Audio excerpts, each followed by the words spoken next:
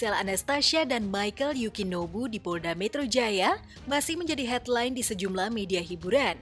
Gisel yang 2 kali absen wajib lapor karena harus menjalani isolasi akibat berinteraksi dengan penderita COVID-19, kemarin pagi hadir di ruangan Cybercrime Polda Metro Jaya didampingi kuasa hukumnya Sandi Arifin. Di depan awak media, ia mengakui bahwa kehilafannya bersama Nobu yang membuahkan video asusila berdurasi 19 detik telah mengubah hidupnya. Di satu sisi ia terpukul dihujat netizen, di sisi lain ia bersyukur karena kasus itu membuat mentalnya lebih kuat dari sebelumnya. Kemarin aku isolasi mandiri, sebenarnya beberapa hari terus memastikan untuk PCR kesekian kali bahwa emang negatif, baru aku berani keluar datang ke sini karena kan gimana pun tetap karena musimnya lagi begini ya gitu. Jadi dan mereka ini banget kok, support banget untuk masalah kesehatan, sangat concern juga, jadi ya nggak masalah. Agenda hari ini wajib lapor, intinya wajib lapor. Setelah klien kami kemarin melaksanakan isolasi mandiri, hari ini sudah mendatangi bersama tim kita untuk wajib lapor. Itu aja hari ini. Hari ini yang ke-7 kali, pemeriksaan masih seperti biasa berjalan, proses masih seperti biasa seperti kemarin. Sudah ada pembicaraan sama Gisel sendiri untuk hal yang seperti ini dalam jangka ini atau sebelumnya? Apa memang sama sekali nggak ada obrolan? Kalau untuk masalah dari Gisel nggak ada obrolan sama sekali karena memang kita sendiri-sendiri ya.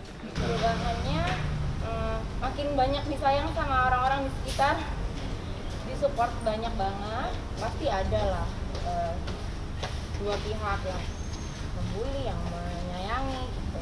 Dan itu kan konsekuensi dari apa yang memang aku lakukan di masa lalu, so it's fine. Tapi kan kita memang hidup nggak untuk hari kemarin gitu, jadi ya dijalanin aja ke depan, justru makin solid gitu, kita yang inner circle-nya tuh makin solid.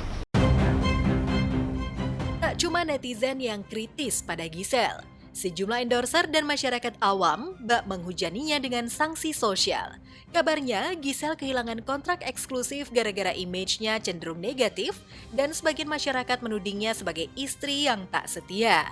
Pasalnya, saat membuat video asusila bersama Nobu, statusnya masih istri sah Gading Martin. Lantas siapkah Gisel berduet dengan Nobu untuk menjalani olah TKP di Medan? Benarkah Nobu memendam kecewa pada Gisel karena kekasih Wijin itulah yang menyebarkan video asusila itu?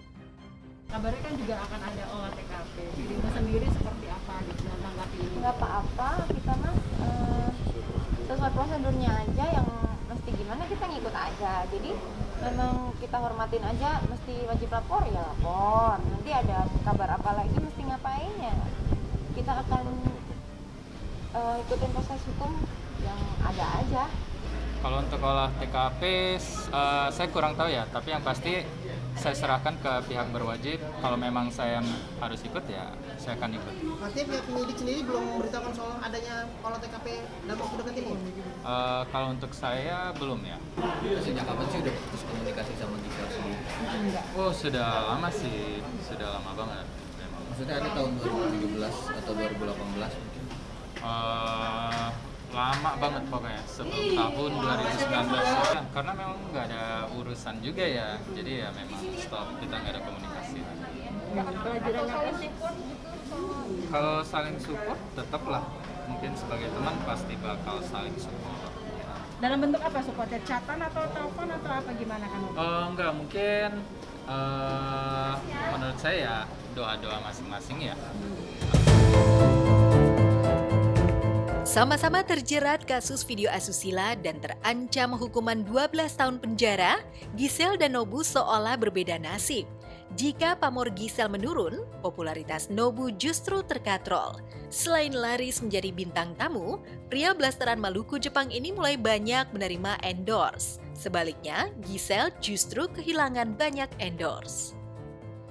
Kerjaan aku bekerja sesuai yang memang semestinya, yang aku rasa memang berkarya ya berkarya. Kalau ada syuting apa, misalnya masih ada beberapa produk yang dijalanin, bisnisku juga ya aku jalanin seperti biasa. Nah, bisa kontrak Madam Ki katanya dibuka. Enggak. Madam Ji kan saya di dalam, jadi gimana kontraknya? Enggak, masih sama-sama saya, cuman kemarin emang kita mau gandeng teman lain, bukan karena penonton ini aja, tapi memang sebagai salah satu strategi bisnis kita juga. Berarti berkolaborasi kayak Iya, berkolaborasi. Kalau untuk sekarang mungkin banyak teman-teman yang sudah tahu mengenai saya. Tapi untuk saya sendiri memang pertama kali ya ini, pengalaman pertama lah. Nggak ada juga rasa kebanggaan juga, sama sekali nggak ada. Tapi memang rasa lebih menyadari lah kalau diri kalau memang ada berbuat salah ya harus benar-benar menyesal dan minta maaf pastinya untuk teman-teman. Saat karir dan kehidupan sosialnya terjun bebas ke titik nadir, Giselle merasa beruntung karena Wijaya Saputra alias Wijin kekasihnya tetap setia mendampinginya.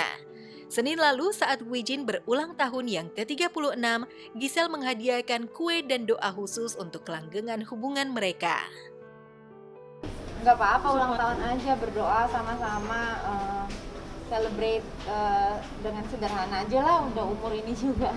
Jadi ya bersyukur untuk semua kehidupan yang kita alamin sampai sekarang. Udah gitu aja, doa yang terbaik.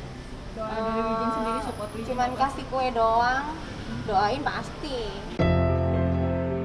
Bersama Wijin, Giselle semakin rajin ke gereja. Lalu benarkah ujian berupa video asusila yang menimpanya membuat Giselle tergerak untuk menjadi pelayan Tuhan? Enggak sih, saya emang dari tahun lalu tuh kebetulan udah lagi emang kalau di itu ngomongnya kayak hijrah gitu, kalau misalnya ngelihat di tayangan-tayangan YouTube yang lain-lain. Cuman kan saya nggak perlu membuktikan diri saya ya untuk apa gitu.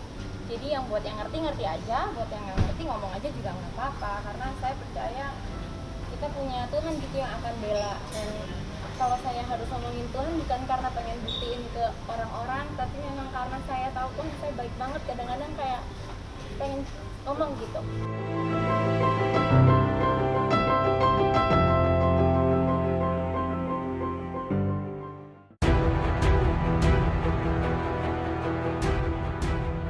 Pesinetron Asya Syara resmi menyandang status janda.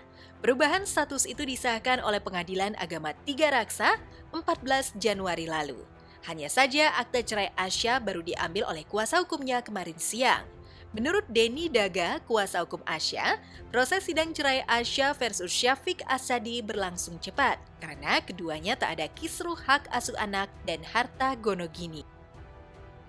Sudah selesai prosesnya hari ini, kita sudah terima putusan dan akta cerai, kita udah terima. Jadi semua sudah final, sudah selesai. Yang dikabulkan di dalam itu terkait dengan hak asuh anak, tentu yang paling pertama.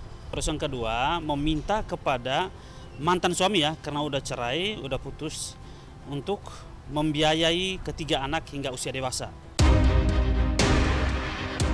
Menikah dengan Syafiq pada 1 April 2012, pernikahan Asya dengan pengusaha berdarah Arab itu terlihat harmonis. Setidaknya sampai anniversary pernikahan mereka yang ke-8, mereka masih bersama. Tapi pertengahan tahun lalu, rumah tangga Asya dikabarkan mengalami gonjang-ganjing hingga ia terpaksa pisah rumah dari Syafiq.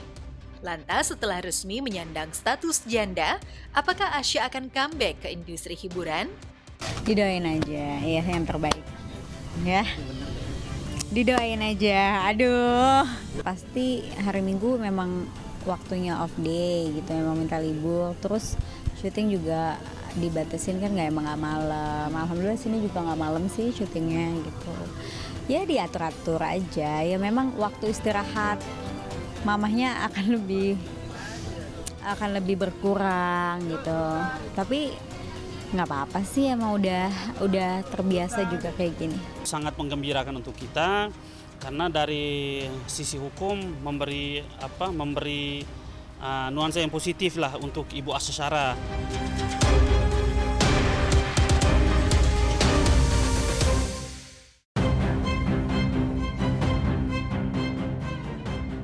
Asya Syara dan Syafiq Asadi sudah mengakhiri pernikahan mereka, Ririn Ekawati dan Ibnu Jamil baru akan mendayung biduk rumah tangga.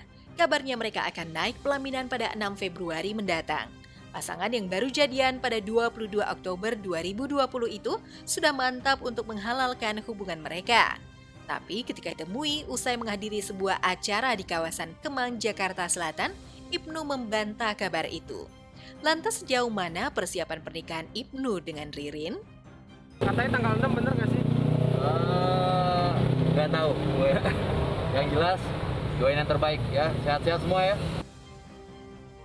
Bagi Ibnu, pernikahannya dengan Ririn bakal menjadi pernikahan kedua. Sebelumnya, ia pernah menikah dengan mantan atlet bola voli Ade Maya, namun bercerai pada Juli 2018. Sedangkan bagi Ririn, pernikahannya dengan Ibnu bakal menjadi pernikahan ketiga. Karena sebelumnya ia pernah menikah dan bercerai dengan pengusaha Edwin Abeng yang membuahkan seorang putri. Sedangkan pernikahannya dengan pengusaha Ferry Wijaya yang membuahkan seorang putra berakhir 3 tahun lalu karena suami keduanya itu wafat akibat kanker darah. Lantas siapkah Ibnu menjadi imam bagi Ririn dan anak-anaknya? Waduh, nggak tahu tuh. Nggak. Doain aja yang terbaik pokoknya.